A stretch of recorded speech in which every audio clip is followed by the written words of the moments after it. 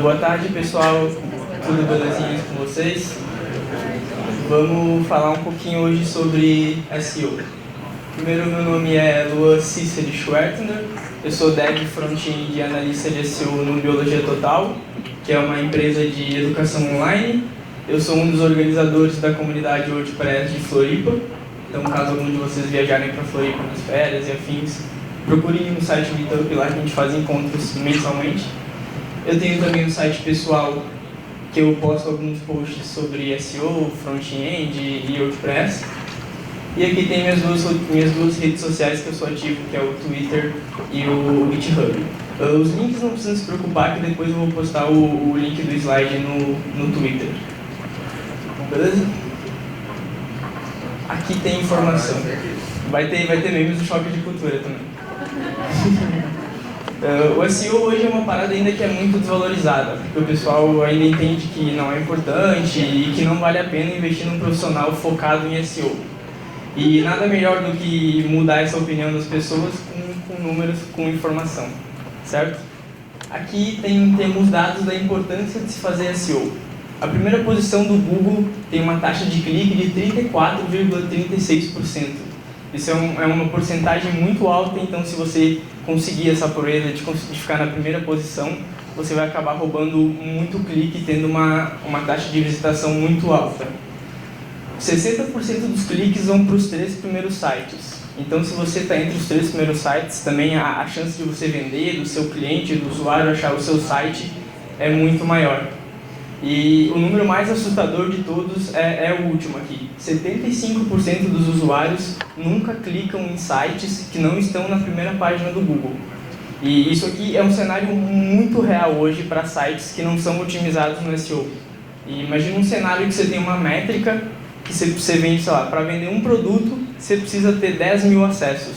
Só que você está na segunda página do Google. E você fez essa métrica partindo do princípio que você ia ter 100% dos usuários tendo seu site disponível para acessar ou não. Você estando na segunda página do Google, você vai estar só com 25% dos usuários podendo acessar o seu site. Então essa métrica vai ficar muito mais difícil. E geralmente os usuários que passam da segunda, terceira página é programador procurando código pronto, ou você procurando um trabalho de faculdade também que está com preguiça. O intuito da palestra aqui hoje não é fazer um checklist gigante de todos os pontos de SEO que você tem que corrigir ou não, e sim apresentar algumas ferramentas para a gente analisar o SEO do site e posteriormente corrigir os principais erros que quem não faz a otimização de SEO comete e que realmente se tornam um gargalo e vão dar uma melhoria bem massa. Segue aqui as minhas principais ferramentas. A primeira é o clássico Ctrl+U, tipo, você pega a página do seu site, você dá um Ctrl+U e ali você consegue ter tipo, uma visão geral de como que está a semântica das tags de HTML, como é que está a organização das suas tags de cabeçalho, os Hs. É bem legal e é bem básico, eu gosto bastante de fazer isso para você ter um overview bem geral assim, do seu código. Tem aqui o SEO Analyzer e o SEO Reports, eles fazem uma análise total da página que você colocar. É bem importante frisar que esses dois caras, eles vão analisar só a página que você submeter no campo deles, e não todas as páginas do site. Eles vão dar uma pontuação para você e vão apontar as melhorias que você precisa corrigir. O SEO certo também, ele faz a mesma coisa que os dois, só que você colocando a home, o domínio principal do seu site, ele vai analisar todas as páginas do site. É bem massa. E tem o Search Console, que eu coloquei em destaque, que é uma ferramenta que é muito poderosa e o pessoal não utiliza, por não ter muita documentação ou por achar que ela não é poderosa. Foi lançada até ultimamente uma nova versão do Search Console, que ficou bem legal, tá visualmente muito mais bonita e usável. E com essa ferramenta você consegue realmente ver como o Google está indexando o seu site e quais problemas ele está tendo na indexação do seu site. Você consegue ver como as pessoas pesquisam e o seu site aparece para elas, se elas realmente clicam nas pesquisas no seu site ou se o seu site só é apresentado para elas e elas não clicam, você consegue fazer toda essa análise ali. Aqui nesse outro lado a gente tem ferramentas relacionadas à performance, que performance é uma parada que caminha totalmente junto com SEO. É impossível a gente ter um site com SEO bem legal que seja lento. Nenhum usuário vai ficar, sei lá, 5, 10 segundos esperando o seu site carregar para comprar um produto. Ele vai simplesmente sair do seu site e vai no concorrente carregar mais rápido. Certo? Aqui tem o Web Page Test e o PingDAO. Eles são duas ferramentas que você submete ao URL e ele também dá pontuação, dá um feedback bem legal. São ferramentas mais chatinhas de se entender os resultados obtidos. E tem o GTmetrix e o PageSpeed, que é um pouquinho mais amigável, digamos assim. Ele vai te dar uma pontuação do teu site e vai dizer o que realmente você precisa melhorar. Por último, aqui eu coloquei em destaque também o Google Lighthouse, que é uma ferramenta nova do Google, que foi criada especialmente para as PWAs, mas ele também analisa outras paradas como SEO, acessibilidade, boas práticas e performance. É bem legal, hoje já está embutido no Google Chrome. Para quem usa Google Chrome, é só apertar o F12, vocês vão ver que tem uma abinha na tab Audits, e ali você consegue inspecionar o site, ele verifica toda a parte de desktop e de mobile, é bem massa também. Então vamos lá, vamos começar a ver os principais gargalos que tem em SEO. O primeiro deles é o HTTPS. HTTPS hoje é uma parada muito básica. Você tem que colocar independente da aplicação que você for fazer. Se você for fazer um blog, uma landing page, um e-commerce, qualquer aplicação que você for fazer hoje tem que ter HTTPS. Antigamente até tinha um mito de se só usar HTTPS para e-commerces grandes, porque era caro e afins, mas hoje não é mais aceitável isso. Hoje o Chrome ele já marca todos os sites que são HTTP como não seguro. Então isso é uma parada muito ruim para a experiência do seu usuário. Imagina você tem um e-commerce que não tem HTTPS e o seu usuário vai querer fazer uma compra e ele vai precisar ali dar para você, para o site, informações relacionadas ao cartão de crédito dele, ao CPF, e são informações muito relevantes para ele. E vai ter uma parada escrita lá no browser em cima, não seguro. Então a chance dele sair do seu site e comprar no concorrente é muito grande. Outro ponto muito importante é que o Google hoje beneficia sites que têm HTTPS na sua listagem. Ou seja, se você estiver disputando uma posição com seu concorrente, você estiver no SEO exatamente igual, você tem HTTPS, o seu concorrente não, o Google vai colocar você na frente dele exatamente pelo HTTPS.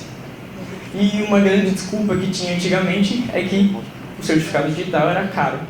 Hoje não tem mais essa desculpa, a gente tem o Let's Encrypted, que ele fornece para a gente um certificado válido e de graça. Existe até também hoje algumas hospedagens que já fornecem o certificado para você, só você abrir um ticket para lá com eles e eles instalam o certificado para você. O próximo ponto é o sitemap. Muita gente não faz sitemap. Quem aqui faz sitemap do site? Oh, que massa! O sitemap, como o nome já diz, é um mapa do site e ele é o mapa que o robozinho do Google vai usar para ganhar tempo indexando o seu site. Se seu site não tiver sitemap, o robô do Google vai entrar no seu site, vai pegar e vai percorrer todos os links. Isso já, se você tiver uma estrutura de links ruim, isso vai atrapalhar ainda mais o tempo de indexação e a indexação das páginas do seu site.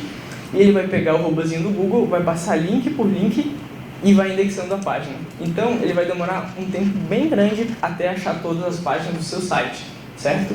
Se você tiver um sitemap, o robozinho do Google vai entrar no seu site, vai verificar, opa, esse cara tem sitemap, o Google fez um sitemap para o site. Então, eu não preciso ter esse trabalho gigantesco de percorrer o site inteiro procurando as páginas, eu vou só no sitemap e ali eu vou saber todas as páginas que tem no site. O legal do sitemap é que a gente consegue também definir, além das páginas, o tempo de frequência que elas mudam e o principal, a prioridade delas. Ou seja, se a gente tiver uma página X e uma página Y, e a gente pode definir no sitemap aí que a página X é mais prioritária que a Y, e por algum acaso as duas páginas caírem na mesma pesquisa para o usuário, o Google vai entender e vai levar em consideração que a página X é mais importante, mais relevante do que a Y e vai acabar indexando ela. Então isso é muito importante de colocar. Como nós todos usamos WordPress, a gente já tem algumas regalias, digamos assim. Tem plugins que fazem esse sitemap pra gente. O principal deles é o Yoast, que além de fazer o sitemap é um puta plugin de SEO. Tem alguém aqui que não usa o Yoast, usa algum outro plugin? Todo mundo usa Yoast, então. Beleza. Como não é o caso de ninguém aqui, então teria outro plugin, o Google XML Sitemaps. E o outro ponto muito importante, que além da gente criar o sitemap, a gente precisa adicionar o sitemap no Search Console. Porque se a gente não adicionar o sitemap no Search Console, é a mesma coisa que a gente não fazer nada. Porque o robô do Google não vai saber que existe aquele sitemap para ele entrar no site e pular direto para ele.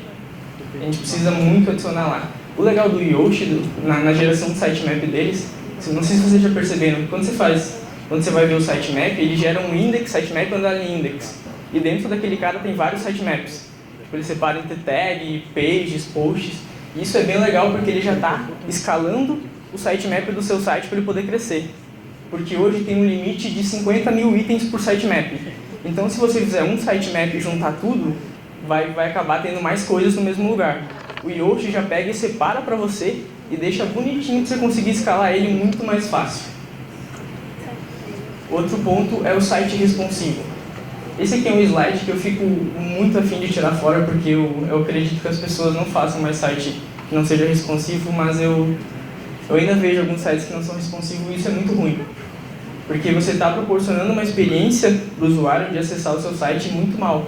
Se ele não conseguir acessar seu site de qualquer dispositivo que ele quiser super bem, você está sendo uma pessoa bosta com ele, sabe? E isso o Google leva em consideração também. Hoje o Google mudou o algoritmo de busca para o mobile, porque hoje a audiência no mobile, em alguns certos ramos, é muito maior do que o desktop. O Google fez um algoritmo específico para o mobile, levando em consideração todas as otimizações necessárias para mobile. Porque você tem que levar em consideração, quando é um site responsivo, principalmente o usuário vai acessar por 3G. Então, uma internet mais lenta. E é muito importante fazer essa adaptação. Então, se você não tem um site responsivo, acorda, Simone.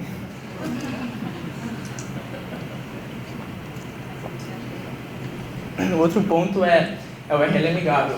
Esse aqui é um problema que, por a gente usar WordPress, é bem raro de acontecer, mas é bem importante frisar.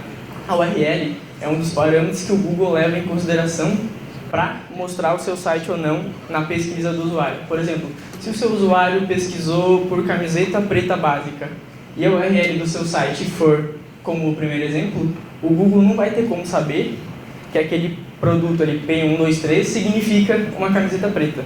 Ele não vai conseguir entender isso e vai acabar não indexando o seu site naquela listagem. Então a gente tem dois tipos de URL que é bem legal de colocar, que é você colocar direto o slug da página, o nome do produto, por exemplo, ou botar uma categoria e categorizar antes. Esse aqui é um problema muito fácil de resolver se alguém tiver no WordPress, é só ir em configurações e links permanentes, que ele já te dá tudo prontinho e faz todo o rolê para você. E uma parada bem legal de levar em consideração é a gente ter um bom senso no tamanho da URL. Tipo, não fazer uma URL gigante, tipo, camiseta preta, básica, muito bonita, com gola redonda e barata. Tipo, não tem importância isso. É só realmente o que define e descreve o produto, que é a camiseta preta básica. Outro ponto é a metadescrição e o título. Esse aqui são os outros dois parâmetros que o Google leva em consideração para mostrar o seu site para o usuário ou não na listagem. A metadescrição é aquela descriçãozinha que aparece na listagem embaixo e o título é o título, certo? O ideal nesses dois caras é colocar sempre as palavras-chave que o seu usuário vai pesquisar, que você acha que ele vai pesquisar. E também tem um tamanhozinho que a gente recomenda seguir, que na metadescrição é 156 caracteres e no título é 70. Por que seguir esses tamanhos? Não sei se vocês já perceberam, dependendo, tem certos sites que você pesquisa e ele mostra o título e coloca 3 pontinhos. Então, quando você ultrapassa esses dois limites. O legal de manter isso é que caso o seu usuário esteja procurando por alguma palavra, essa palavra pode acabar sendo cortada e o usuário não vê ela. E, consequentemente, o seu concorrente pode ter deixado ela à mostra para o usuário e o cara pode acabar clicando no seu concorrente e não no seu, exatamente por isso.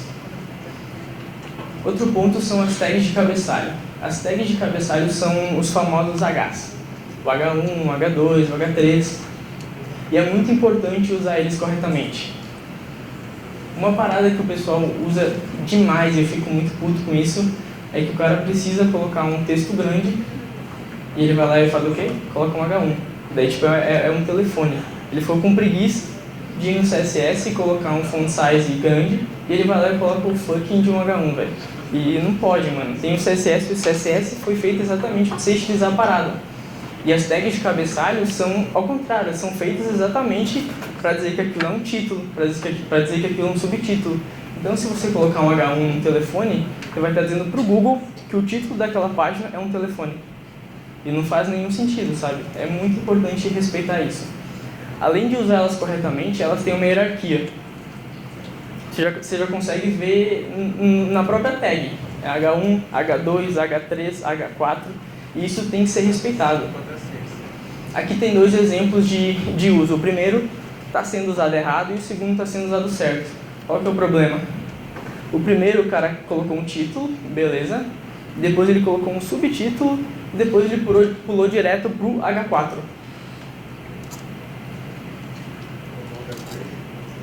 E voltou para H2. Beleza de voltar para H2. O problema é ele pular direto para o H4. Faltou o quê? Faltou um H3. Ele tem uma hierarquia. Você tem um título, aí você tem um subtítulo. E aí você tem depois um subtítulo do subtítulo. Você não pode pular direto para o subtítulo do subtítulo do subtítulo. Você tem que seguir essa hierarquia. E é muito importante isso. Isso é uma parada que pouca gente faz e realmente pode dar uma diferença bem grande no SEO. E se você quiser depois voltar para um H2, é super tranquilo você seguir a ordem aí e não vai ter problema nenhum. É bem importante também ter um bom senso no número de uso de tags por página. Não usar, sei lá, 50 H2 numa página, saca? É muito difícil uma página ter 50 subtítulos. Com 5, 6 é ok. E o outro cara também é o H1. Hoje é uma recomendação, eu recomendo, o Google também recomenda, usar apenas um H1 por página. Aí vocês vão falar, mas e as tags do HTML5 que chegaram exatamente para mudar isso? Sim, você pode colocar um H1 por section, um H1 por artigo. Só que esses caras ainda hoje têm um grande problema com acessibilidade. Se uma pessoa com deficiência visual acessar o seu site e tiver um H1 dentro de cada section, a maioria dos softwares ainda que fazem a leitura de tela para eles não consegue entender que aquele H1 se refere àquela seção, àquele artigo, e acaba confundindo totalmente o software e tornando uma experiência para o usuário acessar o seu site bem ruim. Então é uma recomendação que realmente é muito difícil, caso muito específico, você usar mais de um H1 por página. Então eu sempre recomendo usar um H1 por página para não tornar a experiência de ninguém ruim. O outro ponto é o nome de imagem. O nome de imagem ele é bem importante porque hoje o Google criou uma paradinha que é o Google Images, que tem lá naquelas tabzinhas que são as imagens, e as imagens dos seus posts, dos seus produtos, eles vão aparecer ali. E o nome da imagem é uma parada que o Google leva em consideração para mostrar aquela imagem ali ou não. É sempre bem importante utilizar hífen ao invés de underline. Por quê? Porque se você colocar um underline, por exemplo, camiseta, underline preta, o Google vai pegar o underline e vai desconsiderar ele e vai juntar as duas palavras. Então ele vai pegar aquelas duas palavras e vai colocar como se fosse uma. Colocar camiseta preta, não vai ficar duas palavras. Você colocando o hífen resolve esse problema. Também é uma recomendação do Google usar sempre hífen no nome das imagens. Aqui a gente tem um exemplo muito ruim de nome de imagem, que é muito comum hoje, PRDT10. Então você está dizendo para o Google que aquele produto é o PRDT10. Mas o que é o PRDT10? Saca? Você tem que botar o nome na imagem, um nome que realmente descreva o que é aquela imagem, que faça sentido para o que é aquela imagem, tanto para aparecer na listagem e para tornar mais amigável a imagem. Aqui a gente tem dois exemplos. O primeiro é só a camiseta preta básica, e caso você precise colocar algum ID, alguma coisa junto, você pode colocar ali concatenar atrás, que não tem problema nenhum. O próximo ponto é tag out. A tag out é uma parada muito importante mesmo. Quem aqui coloca tag out em todas as imagens do site? Certo, gente? É muito importante mesmo. Primeiro ponto, o título, o que você escrever na alt, vai também ser considerado para mostrar a sua imagem ou não no Google Images, certo?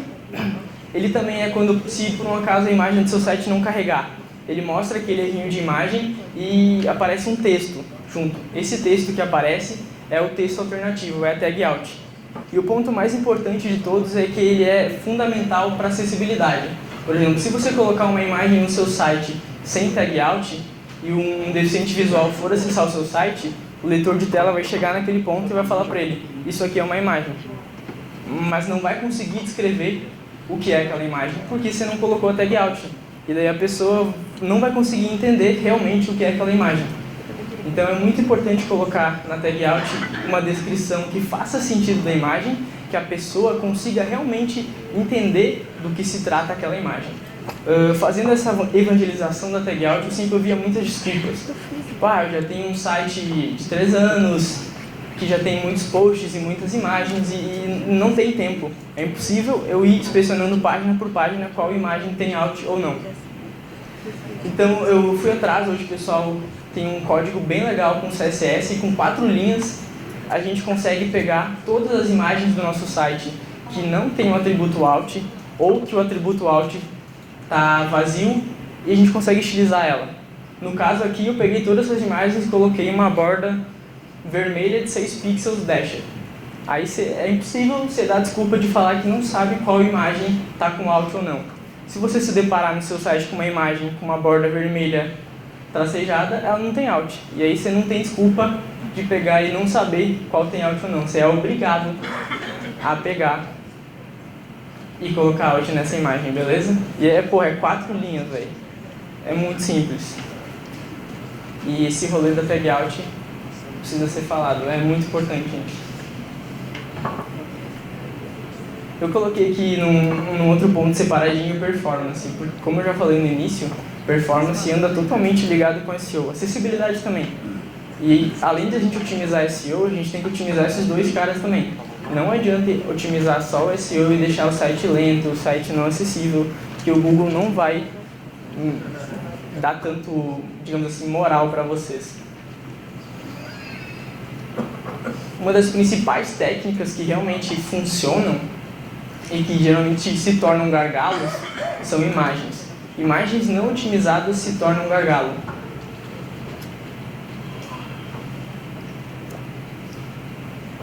E o que é otimizar imagens? O que a gente precisa para o usuário em uma imagem? A gente precisa que o usuário simplesmente veja a imagem, nada mais. Quando a gente coloca uma imagem no site, a gente não vê, mas vem junto com a imagem um monte de metadados. Vem, por exemplo, a data que a imagem foi editada, o software que ela foi editada, o nome do fotógrafo, enfim. Vem um monte de dados que pra gente é inútil. E eles só fazem peso na imagem. A gente fazendo essa otimização, a gente muitas vezes consegue passar uma imagem de 1 mega para 200k. E a gente não consegue fugir de colocar a imagem em site, porque, querendo ou não, uma das paradas que torna o site bonito é a imagem. E a gente não pode culpar os nossos amigos designers que mandam umas imagens de 5 mega, só um pouquinho, mas enfim. E tem um plugin muito legal para WordPress, que é o plugin do site TinyPNG, que é daquele pandinho, que ele pega todas as imagens que você upar no seu site e otimiza elas para você. Ele é free até certo ponto, acho que é 500 ou 1000 imagens por mês. É um número bem legal de imagens que você pode ter. Posterior a isso, você paga por uso, que eu acho que é até justo. E tem uma parada mais legal ainda que vocês devem estar pensando agora, mas eu tenho um site há muito tempo e ele já tem um monte de imagem que não foi otimizada. Como é que eu faço? Então, ele vai fazer isso para você. Você instala ele vai te dar um botãozinho assim: Lua, você tem 500 imagens aqui que não foram otimizadas. Você quer que eu otimize elas para você? Você clica, ele volta, otimiza todas as suas imagens, belezinha, e é muito massa. É bem legal mesmo, e uma imagem otimizada é uma boa prática que vai deixar o carregamento das páginas de vocês bem mais rápido. Outro ponto é o cache. Para quem não sabe o que é cache, por exemplo, você entrou numa página na home e baixou o logotipo, beleza? No caso, sem cache. Você vai trocar para a página de empresa, o usuário vai baixar o logotipo de novo. Ele vai fazer 2 requests e vai baixar 2 vezes o mesmo logotipo. Você tendo o cache, ele entra a primeira vez, e o browser pega e dá o cache para o logotipo, e o logotipo guarda, o browser dá o logotipo para o cache, e o cache guarda o logotipo no bolso, beleza? Quando você for trocar de página, para página de empresas, o browser vai chegar e vai pedir para o cache. Cache, ele já baixou o logotipo? Já tem? Já tem. Então me dá aqui, e não precisa baixar de novo. Você vai economizar a banda do usuário e vai tornar o carregamento da página mais rápido também. Para a gente que usa o WordPress, a gente tem vários plugins de cache que fazem todo esse rolê para a gente. Esse aqui são os meus dois favoritos, que é o WP Super Cache e o W3 Total Cache. O WP Super Cache ele é mais fácil de configurar, mas é menos configurável. E o W3 Total Cache ele é mais chatinho de configurar, mas ele te dá mais possibilidades de dar uma viajada. Então, se você tem um pouquinho mais de experiência, eu aconselho o W3 Total Cache. Outro ponto é adiar o carregamento do JavaScript. Uma coisa bem básica mesmo, que todo mundo deveria fazer é colocar o JS no rodapé. Mas por que colocar o JS no rodapé? Quando o browser ele entra no seu site, por exemplo, ele vai começar a indexar o site e vai se deparar no head, certo? Se você colocou um JavaScript ali que não está no rodapé ou que não está carregado com o atributo async, ele vai pegar, vai parar o carregamento do seu site, vai abrir, digamos assim, uma nova aba, vai carregar o JavaScript inteiro. Imagine que seu JS tem 20 mil linhas. Ele vai carregar as 20 mil linhas do seu JS e depois de terminar ele vai voltar e vai continuar renderizando o seu site. Nesse tempo que ele está renderizando esse JavaScript, seu usuário fica com uma tela branca esperando. E isso é muito ruim. Colocando o JS no rodapé, ele vai indexar todo o HTML, todo o CSS, o usuário já vai ter como fazer uma interação com o site e posterior a isso, ele vai então chamar e executar os JavaScripts. Caso você precise deixar no head, sei lá, ou por alguma estética, não sei, a gente tem a opção de usar o atributo async. O que esse async faz? Quando o browser chegou aqui e achou seu JavaScript com async, ele vai começar a renderizar o JavaScript. Mas como tem um async, ele vai renderizar ao mesmo tempo o site e o JavaScript assincronamente. Isso é basicamente a mesma coisa que colocar no rodapé, só que tem um porém. Se você usar alguma coisa nessa renderização, tipo, você usa um slider que tem uma função dentro do JavaScript, e essa função não tiver sido carregada ainda, ele vai dar pau, porque não vai encontrar a função. Então é bem importante, se você usar assim, que você ter certeza que nada que vai renderizar no HTML dependa daquele arquivo JavaScript. E se você se encontra num cenário que você tem um site legado com milhões de plugins e você não tem o que fazer, que você precisa dar uma melhorada de performance, tem esse plugin aqui que ele é bem legal, que ele faz esse rolê pra gente, ele adia, minifica, faz todas essas paradas e dá um help bem legal quando você não tem muitas opções. Mas lembrando que é sempre ideal fazer as duas primeiras opções e não utilizar mais um plugin. Outro ponto é o iframe. Eu trampo numa empresa que o produto principal é videoaula. Então qualquer parada que você for fazer vai ter 5, 6 iframes. E iframe é uma parada que também se torna um puta de um gargalo. Porque o browser chega, cai no iframe, e quando ele caiu no iframe você está meio que dando acesso ao seu site para o que o iframe quiser. Ele vai jogar CSS, vai jogar JS, vai jogar imagem, e o browser vai acabar ficando trancado nesse iframe e tornando a experiência do seu usuário pior por esse travamento. Uma manhãzinha que a gente usa sempre é adiar o carregamento do iframe. A gente coloca um iframe no esqueminha como está ali em cima, com src vazio e um data atributo, o data src. Desse jeito assim o iframe não vai carregar, vai ficar um espaço em branco, mas se o seu site carregar rápido não vai ser tão notável assim para o usuário.